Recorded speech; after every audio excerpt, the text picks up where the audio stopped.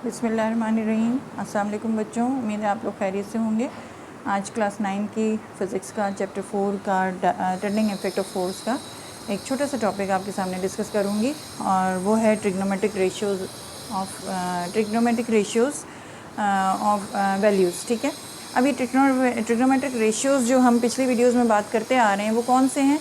Sine theta, cos theta, tan theta. ठीक है, अब इसका क्या मतलब है? Theta is actually the angle. ठीक है ना, अब किसी भी राइट एंगल ट्रायंगल में अगर ये एंगल थीटा जो है इसकी कुछ भी वैल्यू हो तो साइन थीटा क्या होगा? जैसे ये अगर 25 डिग्री है या आप कह रहे हैं कि ये 30 डिग्री है, दिस इज़ 30 डिग्री, तो what will be the value of sine 30 degree, cos 30 degree, ten 30 degree. ठीक है, या अगर आपसे कहा जाए कि ये 45 डिग्री है तो what is the value of sine 45, cos 45, ten 45। उसके लिए एक स्टैंडर्ड टेबल बनाई जाती है जो मैं आपको यहाँ बताने लगी हूँ। दैट इज़ वेरी इंटरेस्टिंग, आपको ये हमेशा याद रहेगी। आप इस तरह से लिखें कि आप ये लिखें sine theta, cos theta and tan theta. ठीक है, ये आपके पास ट्रिग्नोमेट्रिक रेशियोज़ आ गए और यहाँ आप ये एंगल्स की वैल्यू रखें, ये थीटा की। ठीक है, 0 डिग्री रखें, 30 लिखें, 45 डिग्री लिखें, 60 लिखें और 90 लिखें। ये मैंने क्यों एंगल्स लिए हैं? Because these are the standard angles which are normally used. वरना बीच के सारे एंगल्स होते हैं जिन पर आपको कोई ना कोई साइन, कॉस, टेन की वैल्यू मिलती है। ठीक है, तो फ़िलहाल हम सिर्फ स्टैंडर्ड वैल्यूज़ पर आप डिस्कस करेंगे फ़िज़िक्स में, वरना आपको मैथ्स के टीचर ज़रूर बताएंगे आगे जाके। तो यू सी कि इसको कैसे हम सॉल्व करते हैं कि साइन थीटा की वैल्यू अगर 0 होगी तो साइन 0 की वैल्यू 0 है, ये याद रखिएगा, और साइन 90 की वैल्यू 1 है। ठीक है ना, ये अगर याद हो गया ना तो बाकी सारी टेबल आपको बड़ी आसानी से याद हो जाएगी कि साइन 0 0 होता है। एक तो ये सीक्वेंस याद रखें, साइन, कॉस, टेन, और ये वैल्यूज़ याद रखें कि 0, 30, 45, 60, 90। ठीक है, ये याद होगा। अब साइन 0 की वैल्यू 0 है और साइन 90 की 1 मैक्सिमम, ये याद हो गई। तो यू सी कि कॉस जो है इसका जस्ट रिवर्स होता है, कॉस 0 1 होगा और कॉस 90 जो है वो 0 होगा। ठीक है, अच्छा, अब जो बीच की वैल्यूज़ हैं साइन की, 0 से लेके 90 के दरमियान में कोई भी एंगल होगा, सिर्फ 30, 45, 60 नहीं, कोई भी, यानी कि 29 हो, 29.5 हो, 36 हो, कुछ भी हो, तो वो 0 और 1 के दरमियान ही उसकी वैल्यू लाई करेगी। ठीक है, तो हम इन पर्टिकुलर एंगल्स के लिए फ़िलहाल डिस्कस कर रहे हैं। तो साइन 30 की वैल्यू जो है वो है as actually it is like this. एक मिनट,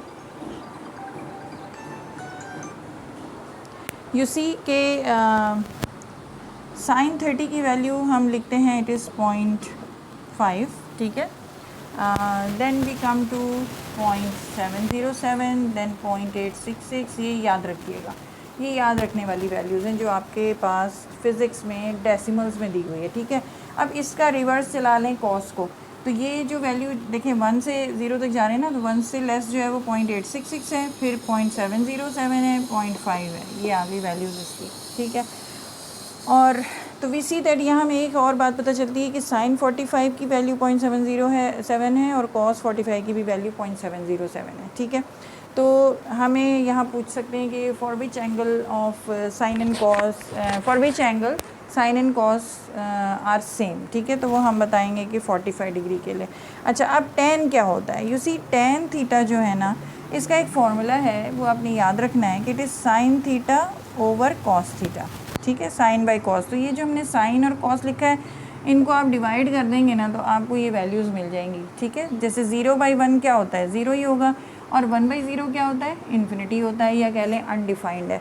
तो बीच की वैल्यूज़ अब इसके बीच में लाई करेंगी। अब 0.5/0.866 आप कैलकुलेटर से भी निकाल सकते हैं, वरना इस टेन के लिए एक ज़रा डिफरेंट सा याद करने का तरीका है, वो ये कि आप इसको लिख लेते हैं 1/√3, और फिर आप ये वाला 1 इस एंगल के साथ लिख लेते हैं, √3 को आप इस एंगल के साथ लिख लेते हैं, तो ये वैल्यूज़ आपकी टेन की याद हो जाती हैं आपको। तो ये एक तरीका है याद रखने का सारी वैल्यूज़ का कि टेन 0 और टेन 90 की वैल्यूज़ ये हैं, और बीच में एक ये वाला नंबर याद रखना है कि 1/√3 है, तो उसका अगला एंगल जो है ten 45 will be 1 and ten 60 will be, ये डिनोमिनेटर √3 आ गया। √3 की वैल्यू आप कैलकुलेटर से भी मालूम कर सकते हैं, इट इज़ 1.732। चाहे आप ये याद कर लें या ये याद कर लें, और ये 1/√3 is I think it is 0.577। ठीक है, तो ये इसको डिवाइड करके भी आ सकता है और ये इस तरह से भी लिख सकते हैं, ठीक है। तो ये एक तो ये तरीका है। दूसरा एक और वे है इसको याद करने का। अब मैं इसको रब करके आपको बताती हूँ वो क्या है। वो तरीका ये है कि जब आप ये लिखते हैं इसको, ठीक है, 0 1 2 3 4 सब पे लिख दिया। कॉस इसका रिवर्स है, वो आप 4 3 2 1 0 इसको लिखने की ज़रूरत नहीं है, मैं एक करके बताऊँगी। सबको डिवाइडेड बाई 4 कर लें, ठीक है। ये तो हमने अपने बचपन में सीखा था 9th क्लास में, ठीक है। अब इसको क्या करेंगे, सबको स्क्वायर रूट लिख दें लाइक दिस। अब ये देखें 0/4 ये कुछ भी कर लें, आंसर आपको क्या मिलेगा, ये 0 ही मिलेगा, इज़न्ट इट, ठीक है। अब 1/√4, स्क्वायर रूट 4 कितना होता है 2, इसका मतलब इट इज़ 1/2। 1/2 इज़ एक्चुअली 0.5 आ गया। अब इसमें करें 2 2 ज़ा 4, अंदर कैंसिल कर लीजिए तो रूट यहाँ पे 1 बचा, √1 ही होता है, 1/√2। 1/√2 आप याद रखें वैल्यू, या इसको अगर आप सॉल्व कर लें तो वो वही आएगी 0.707, ठीक है ना। तो ये आ गई। अब इसके बाद यहाँ पे ये है √3, ये ऊपर तो √3 रहेगा और ये √4 जो है वो 2 के बराबर होता है, तो √3/2 हो गया। ये 4 कैंसिल हो गया, 1 आया, √1 इज़ 1, तो ये 1। तो एक या तो आप डेसिमल्स में याद रखें या इस तरह से रखें कि 0 हाफ 1/√2 √3/2 1, एक ये भी वैल्यूज़ होती हैं, वही वैल्यूज़ हैं लेकिन ये रैशनल नंबर्स के फॉर्म में है।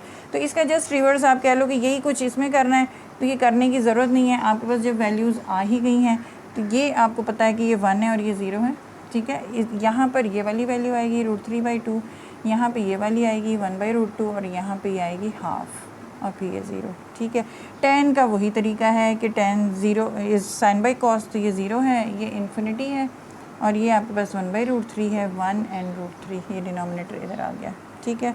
So that is another way of learning the standard values, learning the trigonometric values of the standard values of the trigonometric ratios for standard angles, ठीक है। ये स्टैंडर्ड एंगल्स ज़्यादातर यूज़ होते हैं जो फिज़िक्स में फ़िलहाल यूज़ होंगे, आगे आप मैथमेटिक्स में इसमें बहुत कुछ और बहुत से एंगल्स के लिए इसको पढ़ेंगे। उम्मीद है कि समझ आ गई होगी। नेक्स्ट वीडियो तक अल्लाह हाफ़िज़, बहुत शुक्रिया, अपना ख्याल रखिएगा।